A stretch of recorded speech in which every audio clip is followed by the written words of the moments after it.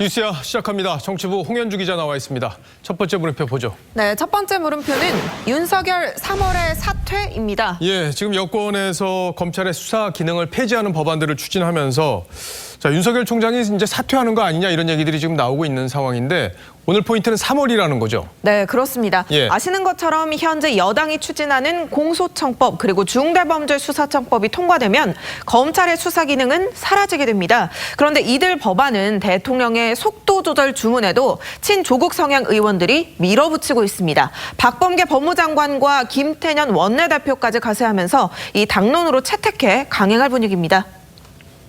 제가 대통령님의 그 두 당부를 속도 조절이라고 표현하지 않았습니다. 대통령께서도 그런 표현을 쓰신 바 없고요. 대통령께서 속도 조절하라 이렇게 말씀하신 건 아니잖아. 오해가 있을까 봐서. 네, 결국 당론으로 채택하면 이 입법화가 가능해지는 거기 때문에 그 시점, 그러니까 3월이 주목받고 있는 겁니다. 예. 자, 그래서 이제 윤석열 총장이 마지막 검찰총장이 될 수도 있다 이런 얘기까지 나오고 있는 거잖아요. 네, 그렇습니다. 중수처법이 통과되면 검찰은 부패 범죄나 공직자 범죄 등 6대 범죄마저 중수청으로 이관하고 특수수사 기능을 모두 잃게 됩니다. 바꿔 말하면 울산시장 선거 개입이나 월성 원전 등 현 정권의 관련 수사에서 검찰이 손을 떼게 되는 겁니다. 자, 그런데 이제 문재인 정부 초기 때로 돌아가 보면은 검찰의 특수 기능 이건 필요하다 이렇게 얘기하지 않았습니까? 네, 맞습니다. 특히 조국 전 장관이 민정수석 시절에 이 검찰 특수부 인정해줘야 한다고 말하기도 했습니다.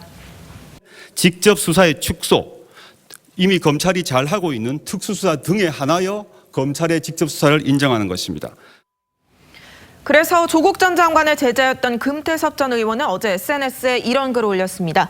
문재인 정부가 역대 어느 정권보다 검찰 특수부를 키웠다면서 이 문제로 조국 전 민정수석과 소리를 지르며 싸웠지만 조국 사태 이후로 180도 달라졌다고 주장한 건데요. 예. 그러자 조 전 장관은 공수처권으로 논쟁을 했을 뿐 소리 지르며 싸우지는 않았다. 왜곡하지 말라고 반박했습니다. 하지만 본인의 특수부 발언에 관한 해명은 없었습니다. 예, 뭐 해명할 게 없잖아요. 조금 전에 얘기도 들어봤는데. 네.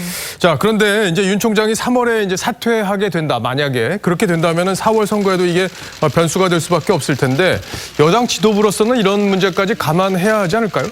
이 문제는 차기 당권 그리고 대선 후보 경선 문제와도 연결되기 때문에 지도부가 강경파의 목소리에 동조할 가능성이 있습니다. 친조국 세력을 비롯한 강경파 의원들이 지난 화요일 공청회까지 했습니다. 이낙연 대표도 언론 인터뷰에서 당 TF에서 결정하면 따를 것이라고 했습니다.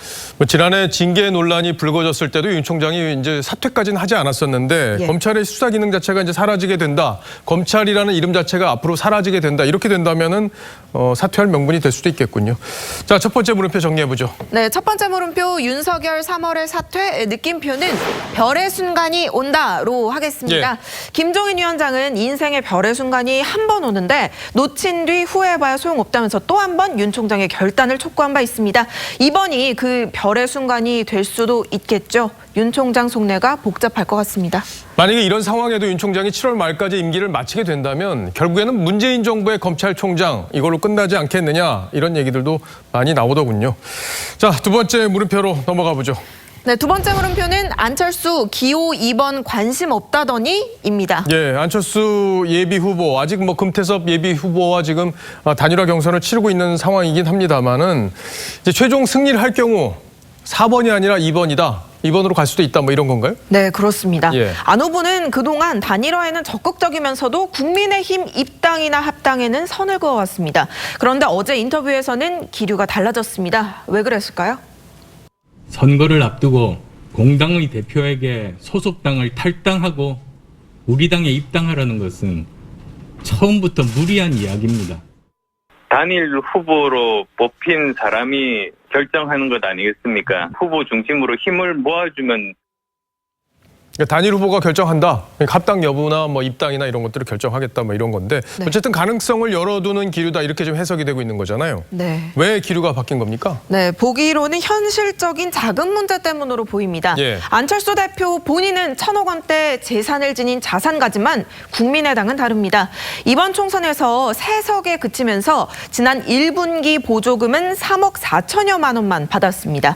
이는 국민의힘이 받은 46억 원의 13분의 1에 불과합니다. 국민의당 관계자는 현재 안철수 대표의 주식을 대여하는 형태로 당 자금을 마련하고 있다고 전했는데요. 전체 선거 자금이 30억 원 이상 되는 걸 감안하면 많이 부족한 액수입니다. 예, 부족하군요. 어쨌든 뭐 현실적인 이유로 그런 고민을 할 수도 있다 이렇게 볼 수 있는 건데 어쨌든 자기가 과거에 했던 말을 뒤집게 된다면 그만한 명분은 또 필요해 보여요.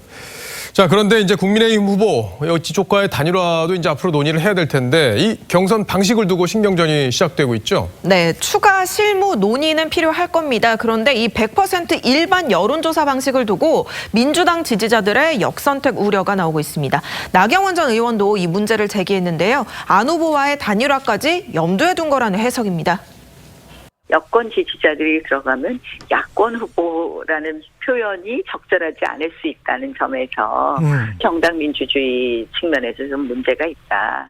민주당의 박영선 우상호 의원도 오늘부터 단일화 경선을 시작했는데 권리당원 투표 50%, 일반 선거인단 투표 50%를 합산합니다. 예, 설문 문항이 이제 어떤 후보를 어떻게 지지하십니까? 뭐 이런 걸 물어보는 건데 거기에도 논란이 되고 있는 거죠. 네, 질문에 따라서 표가 갈릴 수 있다는 겁니다. 예. 국민의힘은 야권 후보로 누가 더 적합한가, 안 대표 측은 누가 여권 후보에 비해 경쟁력이 있는가 여기에 초점을 맞춰야 한다고 주장하고 있는 겁니다. 예, 뭐 그러니까 국민의힘 쪽은 이 단일 후보라는 데 초점을 둔 거고 안철수 후보 쪽은 여당에 대한 상대적 경쟁력 여기에 초점을 둔 건데 포인트가 완전히 다른 그런 거네요. 네, 이에 예. 대해서 김종인 위원장은 안 대표가 본인에게 유리한 방식을 고집하려는 것이라고 비판했습니다. 예, 두 번째 물음표도 정리해보죠. 네, 두 번째 물음표 안철수 기호 2번 관심 없다더니 느낌표는 고집 부리면 단일화 꽝으로 하겠습니다.